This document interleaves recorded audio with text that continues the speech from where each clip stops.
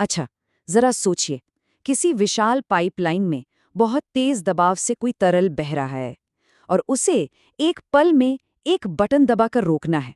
तो आज हम बात करते हैं उन्हीं अदृश्य द्वारपालों की जो ठीक यही काम करते हैं और हमारे सबसे जरूरी ढांचों को सुरक्षित रखते हैं।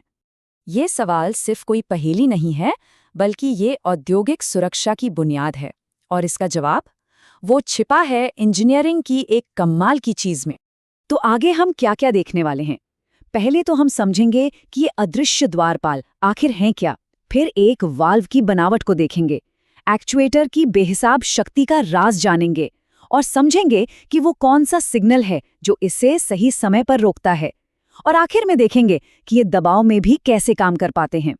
तो चलिए सबसे पहले इसके दो सबसे अहम हिस्सों को समझते हैं जो मिलकर इस शक्तिशाली उपकरण को बनाते हैं। वॉल्व को हम सिस्टम की मांसपेशी कह सकते हैं। ये वो असल हिस्सा है जो आगे आकर तरल के बहाव को शारीरिक तौर पर रोकता है या उसे रास्ता देता है।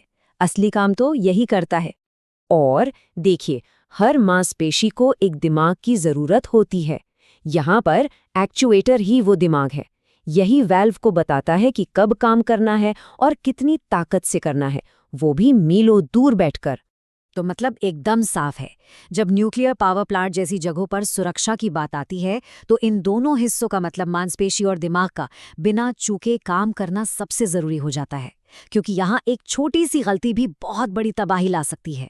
तो ठीक है, अब हम ये तो समझ गए कि इसके दो मुख्य हिस्से हैं, एक मांसपेशी और एक दिमाग। तो चलिए पहले इसकी मांसपेशी यानी कि वॉल्व की बनावट को थोड़ा और करीब से देखते हैं। अब देखिए, वाल्व भी कई तरह के होते हैं।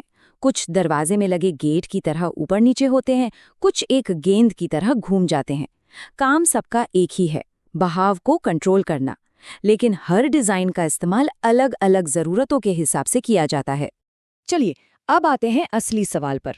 एक छोटी सी इलेक्ट्रिक मोटर आखिर इतनी ज्यादा ताकत कैसे पैदा कर लेती है कि वो एक विशाल वाल्व को जबरदस्त दबाव के खिलाफ भी बंद कर दे?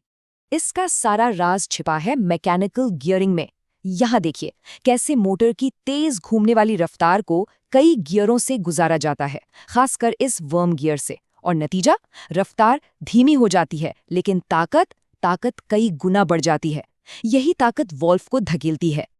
ये ठीक वैसा ही है जैसे एक छोटे से जैक से पूरी की पूरी कार उठा ली जाती है।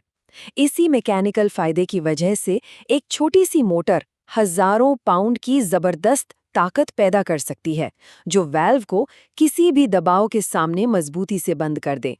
लेकिन इतनी जबरदस्त ताकत के साथ एक बहुत बड़ा खतरा भी आता है। अगर इसे सही समय पर ना रोका गया तो ये एक्चुएटर खुद को या वाल्व को ही तोड़ सकता है। इसका जवाब मोटर के अंदर नहीं है, बल्कि एक बहुत ही चालाक मैकेनिकल सेफ्टी सिस्टम में है। इसे कहते हैं टॉर्क स्विच। तो ये काम कैसे करता है? बड़ा ही मजेदार है। देखिए, सबसे पहले वॉल्व अपनी जगह पे कसकर बैठ जाता है और रुक जाता है। अब क्योंकि वॉल्व रुक गया है तो उसे घुमाने वाला वर्म गियर भी घूमना बंद कर देता है। लेकिन मोटर तो अभी भी चल रही है। तो होता यह है कि वर्म अपनी जगह से थोड़ा सा खिसक जाता है। ये हरकत एक स्प्रिंग को दबाती है और जैसे ही स्प्रिंग एक तय सीमा तक दबती है, वो एक स्विच को दबा देती है और मोटर की पावर तुरंत कट जाती है। कमाल की बात यह है कि ये सब कुछ पूरी तरह से मैकेनिकल है, कोई इलेक्ट्रॉनिक्स नहीं। लेकिन सिर्फ अच्छी मैकेनिकल बनावट ही काफ़ी नहीं होती। इन उपकरणों को सबसे मुश्किल और सबसे खराब हालात में भी बिना किसी गलती के काम करना होता है। और इंजीनियर सिर्फ उम्मीद के भरोसे काम नहीं कर सकते, वो इस तरह के फॉर्मूलों का इस्तेमाल करते हैं। इससे ये पक्का किया जाता है कि मोटर हर हाल में जरूरी ताकत दे पाएगी, चाहे वोल्टेज कम हो जाए या तापमान बहुत ज्यादा।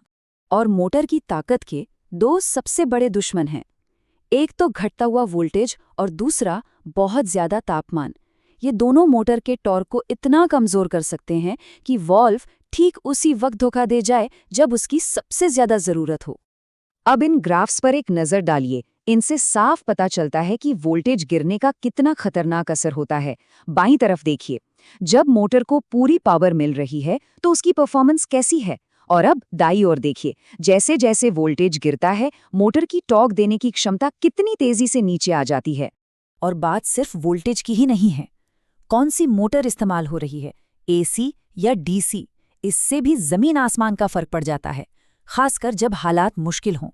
दोनों का टॉर्क देने का तरीका बिल्कुल अलग है। और ये ग्राफ तो पूरी कहानी ही बता देता है। ऊपर है एसी मोटर का ग्राफ, जो एक पीक पर पहुंचकर कमजोर पड़ने लगता है, लेकिन नीचे डीसी मोटर को देखिए। जैसे जैसे वाल्व को बंद करने में ज्यादा जोर लगता है और मोटर धीमी होती है, उसकी टॉर्क देने की ताकत असल में बढ़ती जाती है। मुश्किल हालात के लिए ये एक बहुत बड़ा फायदा है। तो आखिर में हमने जो भी जटिल गियर, स्विच और हिसाब किताब देखा, वो सब सिर्फ एक चीज के लिए है, पूरी विश्वसनीयता। ये उन सिस्टम्स की सुरक्षा की नींव है जिन पर हम सब भरोसा करते हैं। ये हमें सोचने पर मजबूर करता है कि इस एक उपकरण के अलावा और ना जाने कितनी ऐसी अदृश्य इंजीनियरिंग है जो हर रोज चुपचाप हमारी इस आधुनिक दुनिया को सुरक्षित बनाए हुए है।